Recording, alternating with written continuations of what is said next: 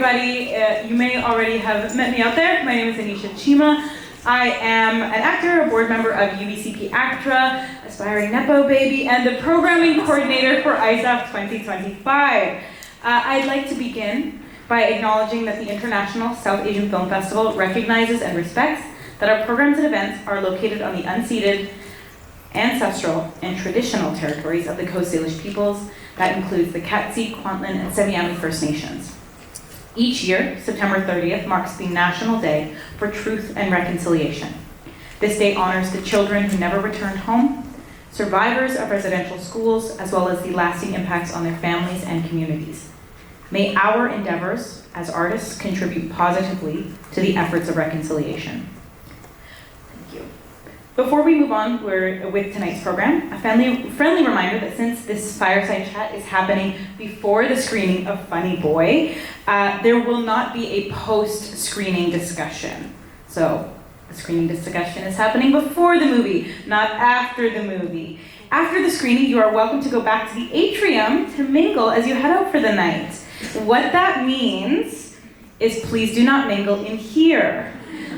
Thank you. I know I also run on Desi Standard Time, which means that I love to take my dear sweet time as I have from place to place. What we're gonna do is we're all gonna turn a new page in our books today, and after the screening, we're gonna head right outside, and then we're gonna dilly and dally and mingle and munch and have a wonderful time. How does that sound, everybody? Yeah, thanks. Okay, fantastic. Perfect. Okay, so now I would like to welcome Manu Sandhu, the festival director of iSAFF, up to the stage to say a few words and to introduce our special guests. Come on up, Linda. Isn't she awesome? A big round of applause for her. Good evening, everybody. I just want to say when we started discussing iSAFF's theme for the 15th anniversary, we really thought about it very hard, and we figured the word legacy meant a lot to us, being South Asian, and just the thought of Deepa was so inspiring, and so having her here as our legendary remark is really amazing. So happy that she's here with us. Personally, I've been so inspired by her work and the impact that she has on our community. She has just not created impactful cinema, but she has broken down so many barriers for future generations of us storytellers that are South Asians. That's why tonight is such a meaningful night for us. Before we get into this, I want to give a very special thanks to all of our sponsors, especially Nanak Foods that's hosting our evening. A big round of applause for Nanak Foods.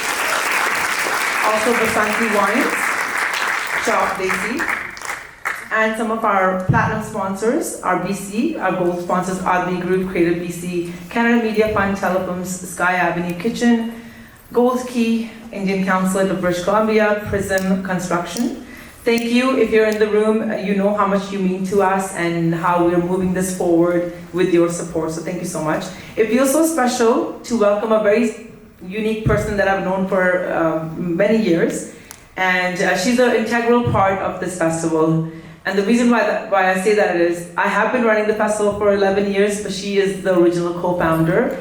She's someone that I can count on anytime. I can pick up my phone, I can call her, and she just appears to always be there. So I want to give a big warm welcome to Agam Darshi. She's a filmmaker, my dear friend, and also our co-founder. A big round of applause for Agam Darshi. Come up on stage. Thank you, Agam. So happy you're here. I'm so happy to be here. Hello, everyone. So nice to see a full, beautiful audience. Thank you so much for coming. I'm ecstatic that I get to share the evening with you. Before I go on, I want to thank iSAFF, or iSAFF, I guess they call themselves. So here's what happened. I made a really, really special film in 2019 with one of my idols, and I don't say that word lightly. And during the time of filming, me and the cast and the crew, we all just felt like we were doing something so special, that we were telling a story that mattered so much. The film came out the following year, and as we all know, the world shut down. And it just didn't get the proper celebration that we had all hoped for it. Not for ourselves, but truly for the film itself, because it talks about such important things. It really brings together community. It's about a time that was truly overlooked in history.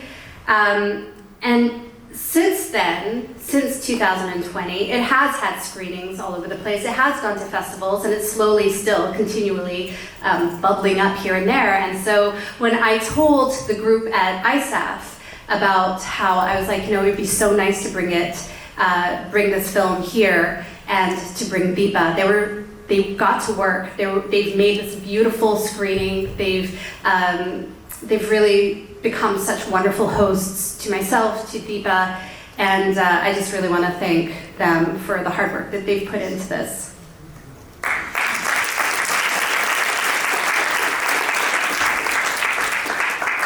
So we're here to celebrate the legacy of a filmmaker whose work has honestly transformed the way that we see South Asians on screen, and whose work has broken the silence around subjects that are often left unspoken. Her films have sparked conversation, controversy, and most importantly, change. And this is actually a milestone year because films like Water, for example, her Academy-nominated film, turns 20 this year. Fire, a film that began her Elements trilogy, turns 30 next year. Viva Boy marks its 10th anniversary. And I was thinking a lot about this. Why are anniversaries important? They're important because they are a reminder. They remind us of the courage that it takes to make such honest work about topics that were so resisted at the time. But they are also a reminder of, unfortunately, how little things have changed and how much more work remains. So please, with no further ado, join me in welcoming Deepa Mehta.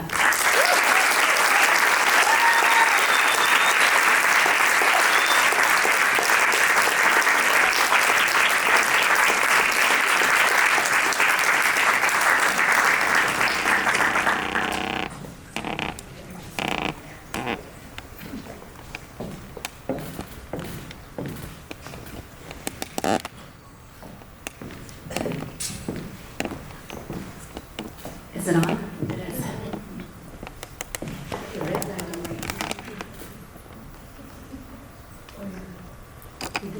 Yeah. How are you? I'm fine. Hello, everybody. Hello. Namaskar, Satyakal, Salam Alaikum. That's the word, isn't it? Okay, I don't know the French for it. What is the French for hello? What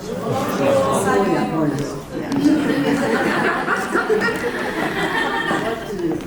So I wanted to, Okay. I just wanted to go back a little bit in your filmography. Can we show a clip of Fire, the trailer actually, and then talk about Do I that? have a choice, Agam? Well, you don't. I thought it would be polite. Okay, go for it. Can we see the clip, please?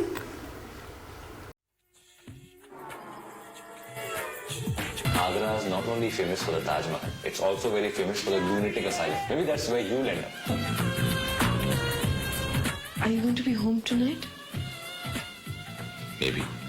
You must give a chance to Sita. Is that Sita's fault? All these new ideas in your head? I think You saw that trailer where you watched the film. I watched it during the retrospective at TIFF. Okay. So, yeah, about a couple of months ago. Yeah. And so, what is that like? Because that film, you were very successful prior, but when that film came out, there was a lot of resistance.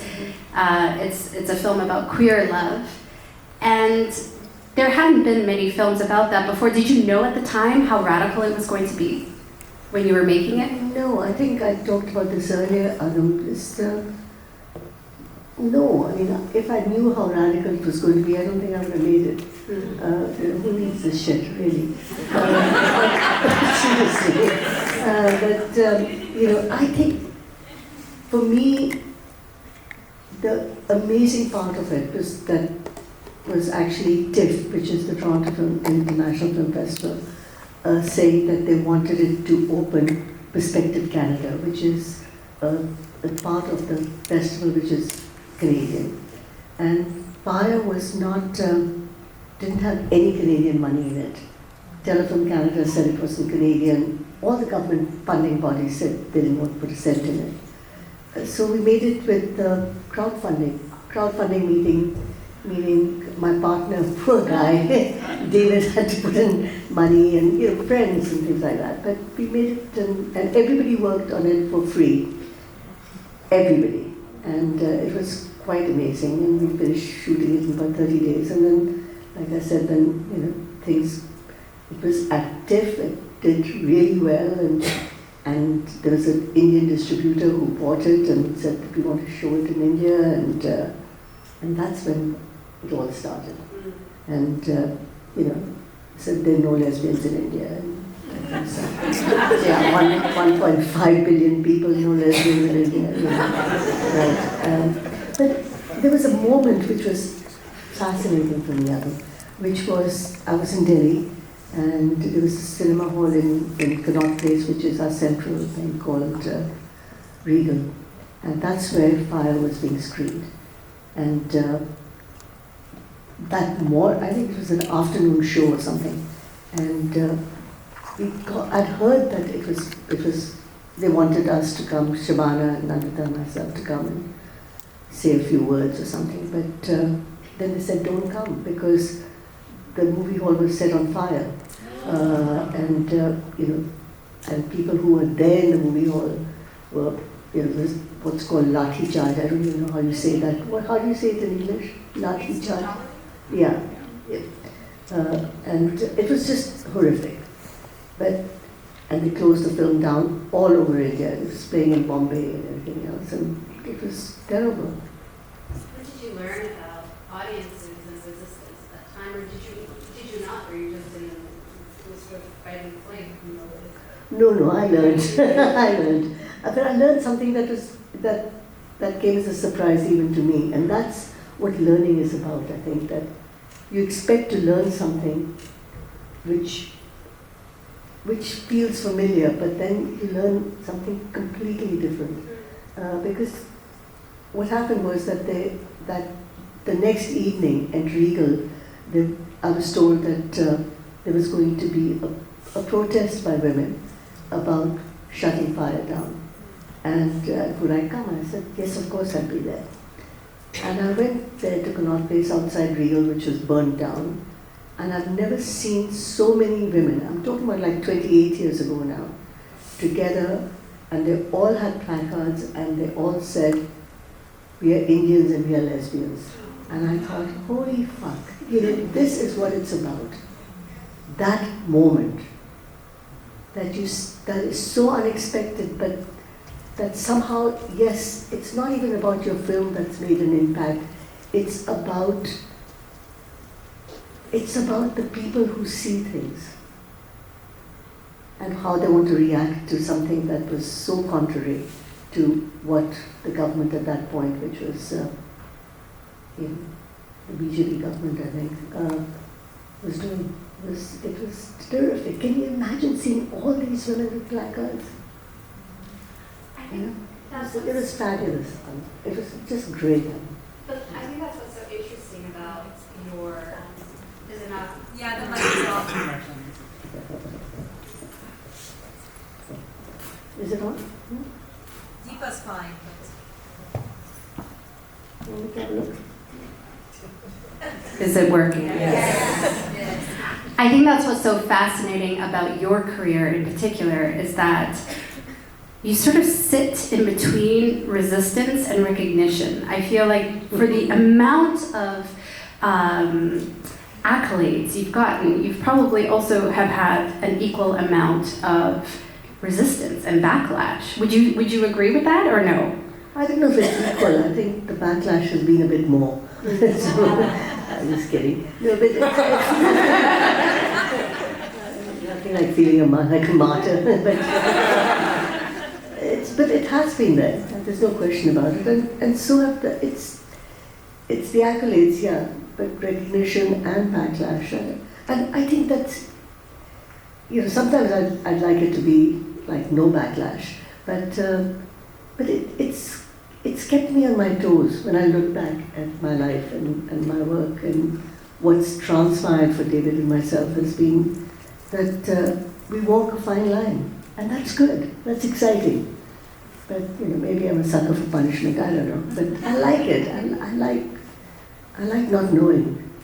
Not knowing if you're going to be, whether something's going to be embraced or... No, not even if it's not going to be, because you don't know. You have no clue. Obviously, when you make something, you want it to be embraced. It would be silly not to express that.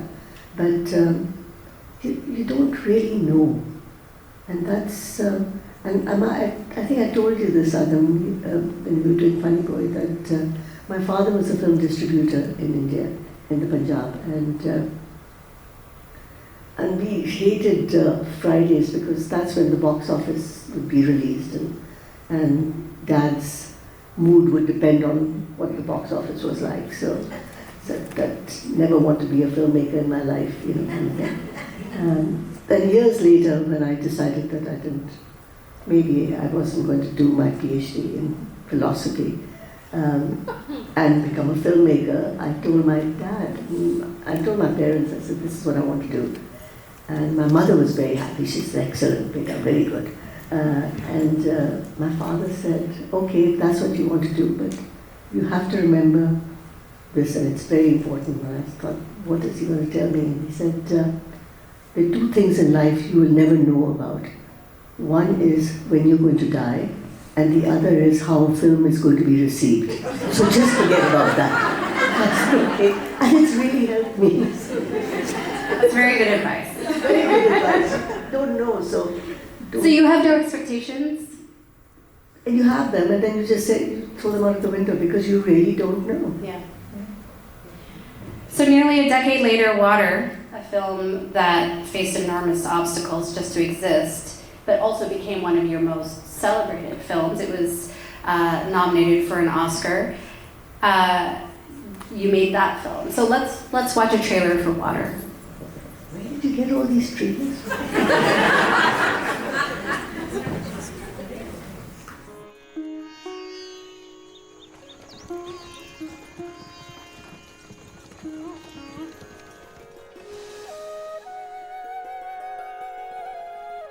बिटिया, याद है बिटिया, जिससे तुम्हारा ब्याह हुआ था, वो नदी के भेंट चढ़ चुका है, अब तुम विधवा हो गई हो।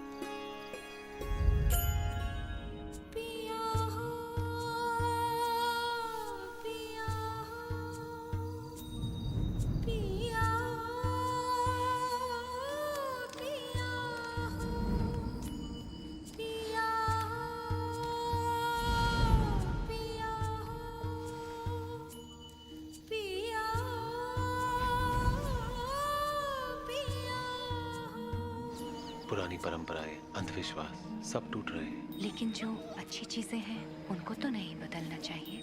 और कौन तय करेगा क्या अच्छा है क्या बुरा? आप। चन चन चन चन चन चन चन गूंजेगी आज मुरली की धुन, मन मगन मगन हो करके आज नाचे बिरहन के साथ साथ के आयो रे वो मांग सकी। फिर भी कभी विश्वास मत खोना, विश्वास मत खोना।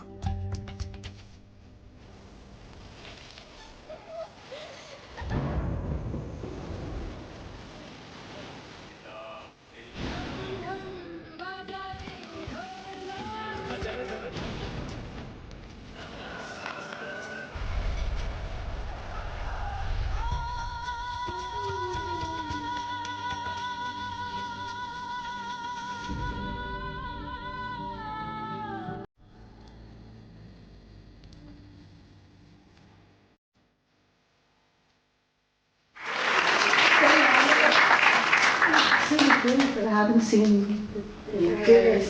Yeah. And so take me back, because you made Fire.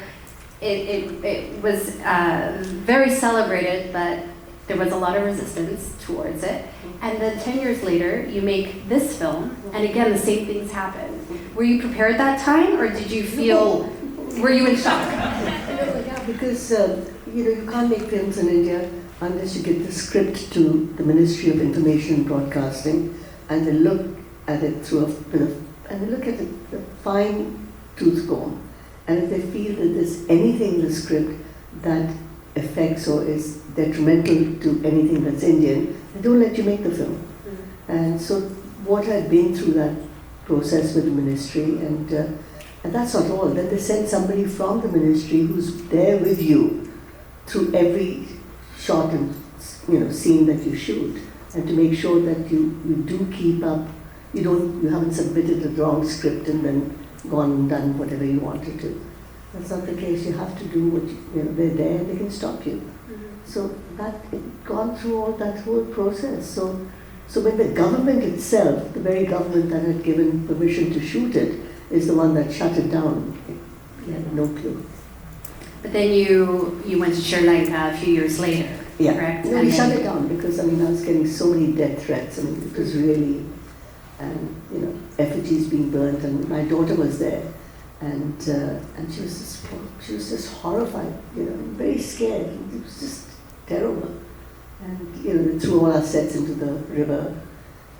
The one thing, strange things happened, but this one has stayed with me, which was that the DC, which is the Deputy Commissioner of Varanasi, who was there, said, look what's happening, that women are protesting, and now this man has committed suicide. One has jumped off the bridge in Varanasi and into the Ganga.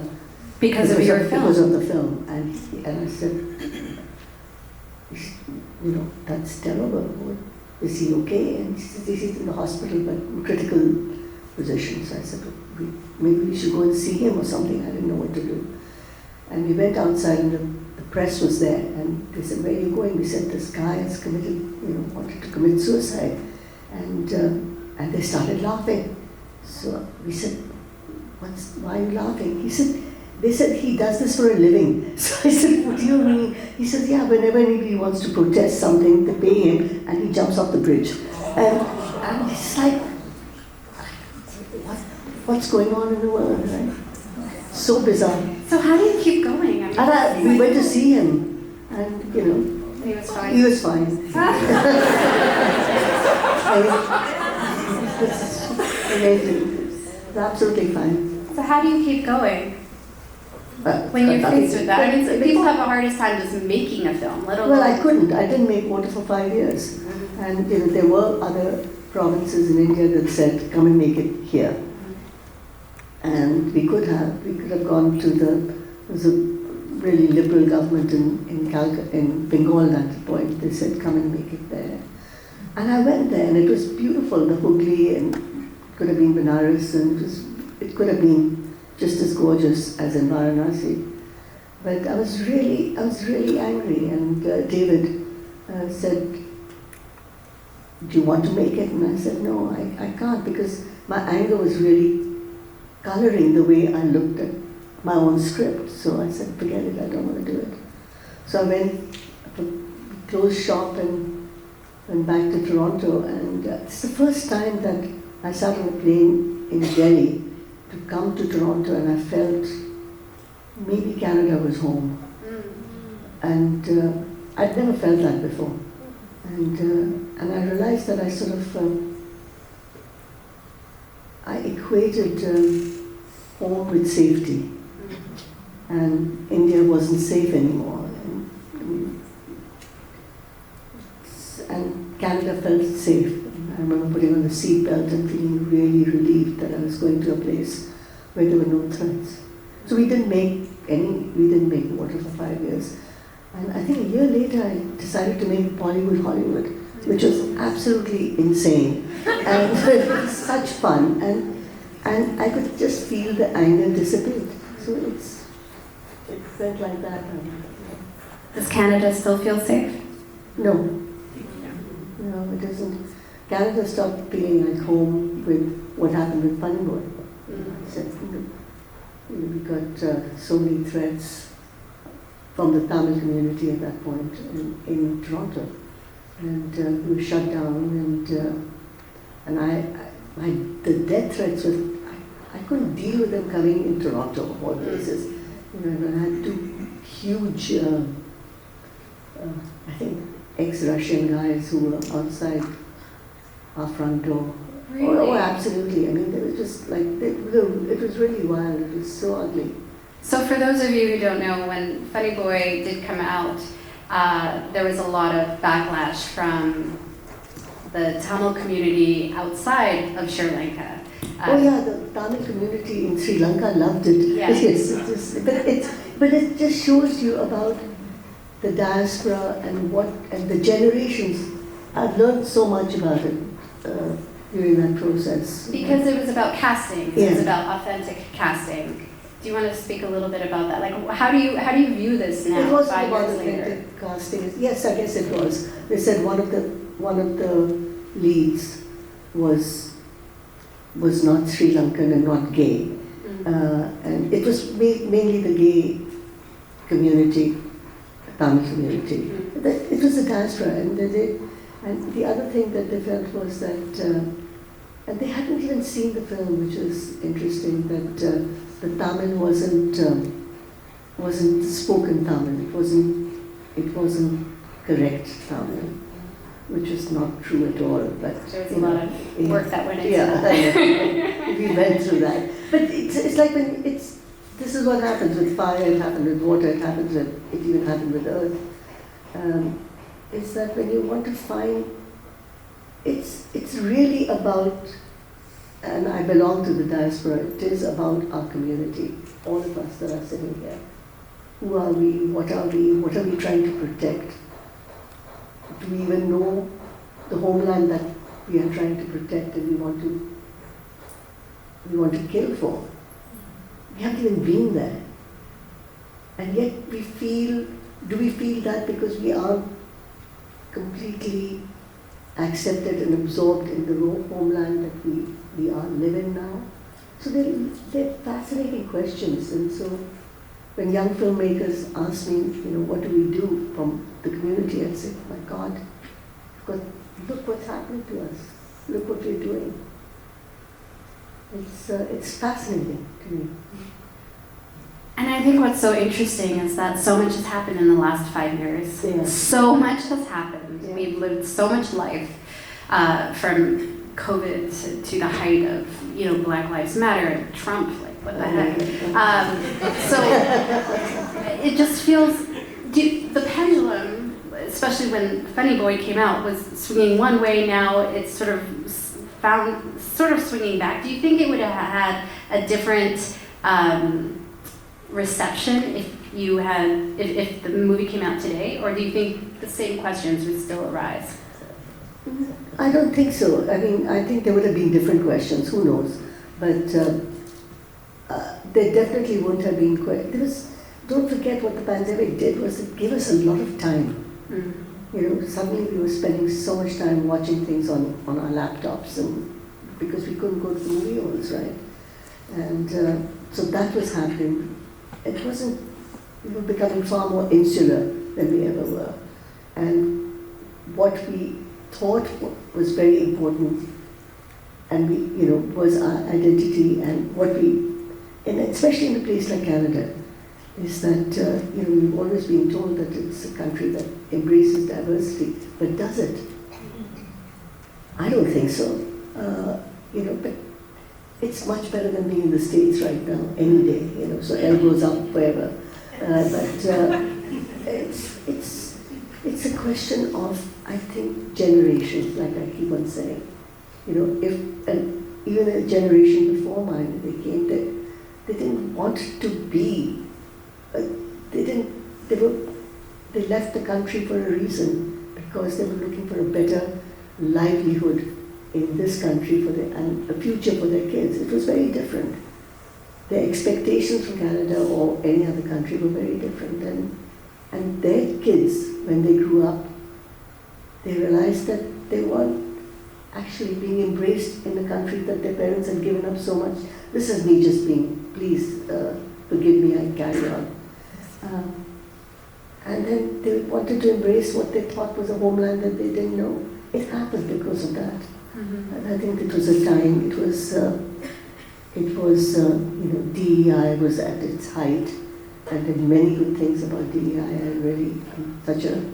But they're also, when it's being used because it's the cool thing to do, that's not good. How have the last 5 years changed you as an artist? How has it changed me? I think it's made me more radical than ever. But there's a quote that I think I've talked to you about this one, that I live with by the brilliant Brecht, which he says, and he said that art is not what mirrors reality, it's a hammer that shapes it. And I like holding that hammer. You know, that's important. It's important that we even challenge authenticity. What is authenticity? I have no idea. Because it changes. It changes. What I mean, is it because my accent is right, or is it because my sex is right, or is it because I wear my sari a certain way? It changes. It's authenticity changes. Absolutely. Because when I was thinking about this legacy award that you're going to be receiving here. Oh yeah, that's really cool, by the way. Yeah.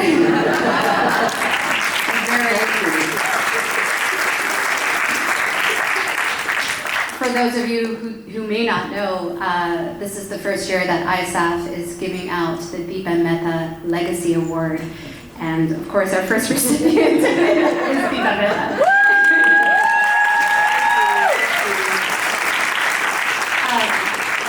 When I was thinking about the word legacy, I'm like, what is legacy? Is it how popular you are? I mean, it could be, is it, what you've handed down, or that you're on the right side of things, or that you've done. I mean, really, it came down to authenticity. And I was thinking about it. It's like, how authentic are you? And how, with that authenticity, how much are you able to shape the world around you, whether it's big or small? I think that's legacy. I think it's not. I'd like to think that I try and be authentic to myself, not authenticity that's dictated by others what is authentic, and that's really important. I'm really very well. Yeah, you've always felt very punk rock to me.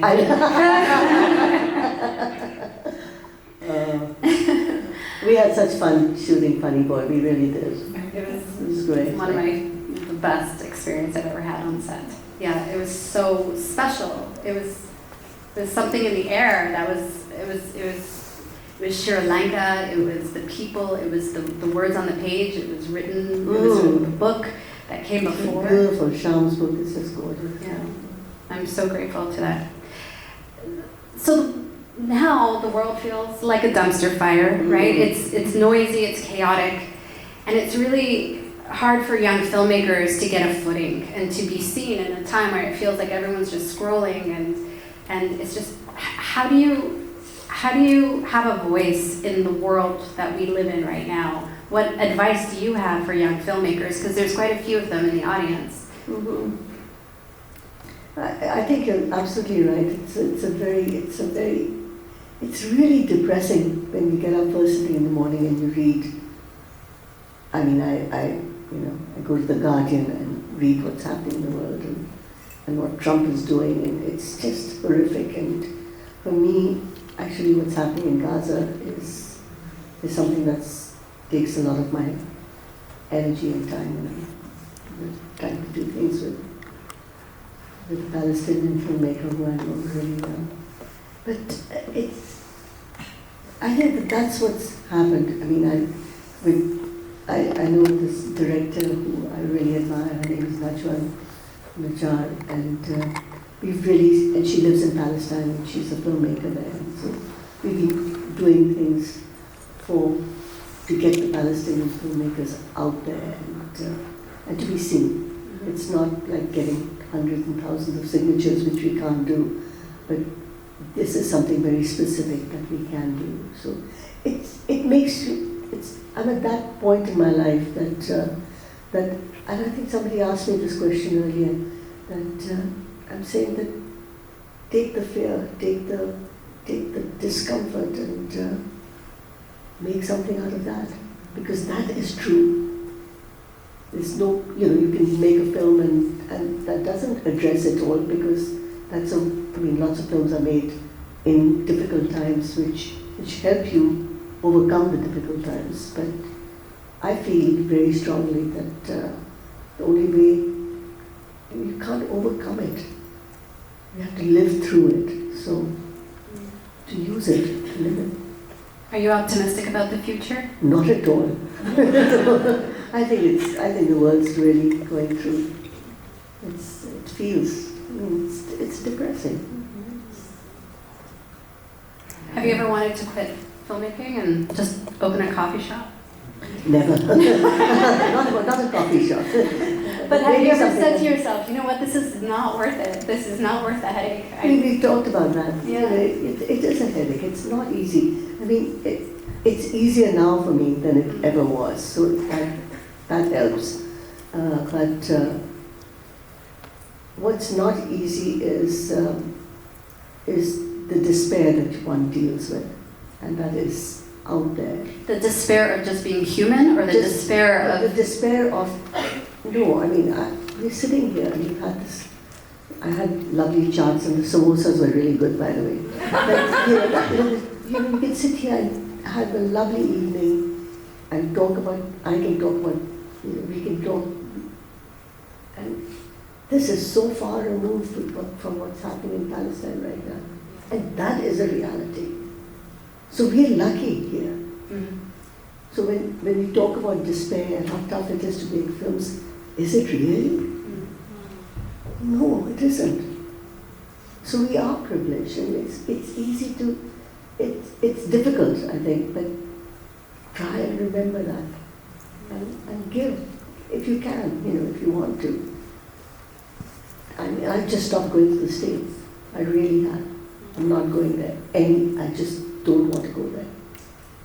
Same with my family. They won't visit me. They refuse to visit me because they're like, Agam, what are you still doing there? Yeah.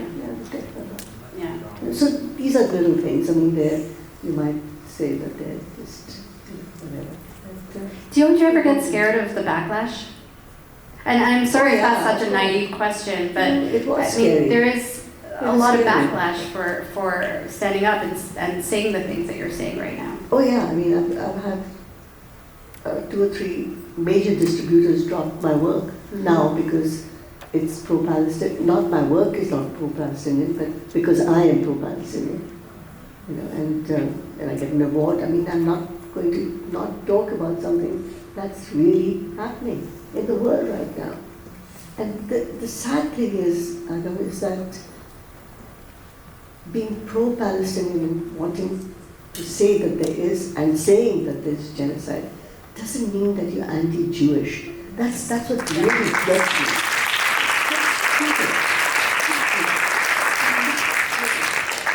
What does being a Jew have to do with that? I'm absolutely anti-Netanyahu. There's no question about that. I'm anti the politics of his and why he's doing what he's doing, and his cabinet is doing what they're doing.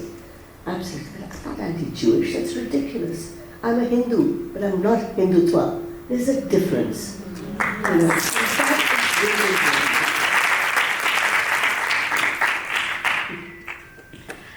We're run out of time.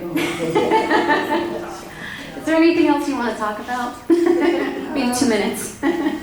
Other than that, I'm really looking forward to working with you again. Yes. I told Deepa once, I'm like, I'll hold the boom. I'll do anything. And I'm really happy to be here. Because just seeing so many young filmmakers, and it's moving because our journeys are not so different. It's tough making films, and don't forget what my father told me. Just do things in life you'll never know about, how a film's going to do, and when you're going to die. So just make it because you want to make it. And so do you not think about your audience Not when at you're... all. No. Never. I never do. That's good. Yeah, it really, it's So you're in a space of play. When you make something, it's because of curiosity, it's because you want to play, and then you just see how the audience receives it. yeah. And, sometimes they don't receive it so well, but that's okay too. I mean, it's not okay when the shit's hitting the fan, but it's okay in retrospect. You learn, like I said. Brecht really has taught me, that quote of his has stayed with me. Art is not what mirrors reality. It's a hammer that shapes it. We all hold that hammer, so go for it. Deepa, I'm so grateful that you're here. Truly, you are a legend, and you have such an important legacy in this country and in the world, and the work that you do, and just you're constantly a reminder for all filmmakers, for all artists, that on how to live with so much dignity and move forward, being authentic to ourselves. It's really, you're just so inspiring. So thank you for being here.